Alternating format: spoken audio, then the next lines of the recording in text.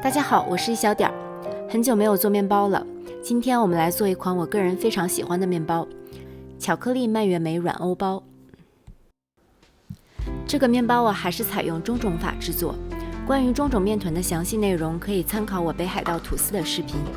将酵母和常温水搅匀化开，加入到高筋面粉中，用手揉成团。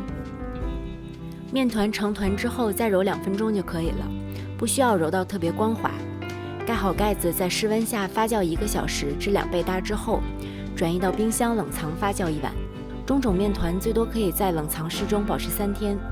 在制作煮面团前，我们先来处理一下要加的辅料。蔓越莓干中加入一些朗姆酒，泡1个小时以上。不喜欢酒味的可以用水代替。如果核桃仁是生的，需要事先用烤箱烤熟，将烤箱预热至180摄氏度，烤6到8分钟。烤好稍微晾凉之后，切成或者用擀面杖拍成小块，放在小碗中备用。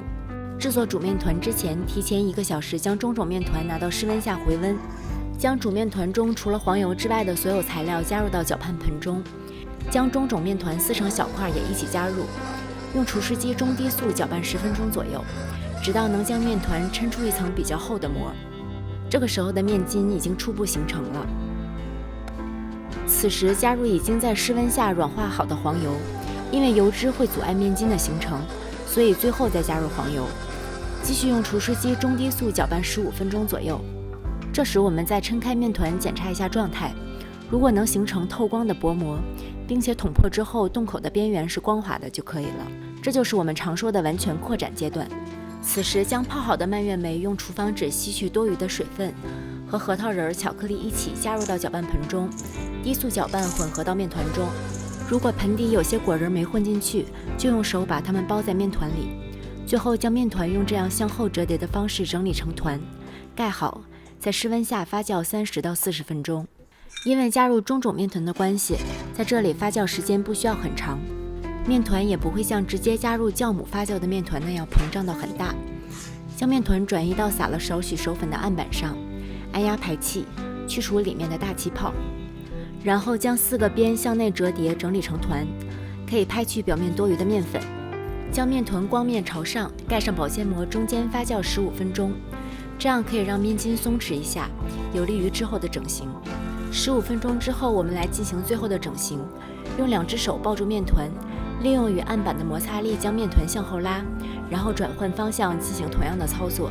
这样整形之后的面团表面会比较紧绷，形状也比较立体，不会摊成扁扁的。不过要注意，面团表面的张力也是有限的，不要拉过头扯断面筋。在烤篮中撒些面粉防粘，将面团倒扣在篮子中，也可以正面朝上放在烤盘上发酵，盖好放在潮湿温暖的地方进行最后发酵。在面团发酵好之前，提前将烤箱预热至180摄氏度，将面团发酵到2倍大左右，用手按一下表面，凹陷处慢慢回弹就说明可以了。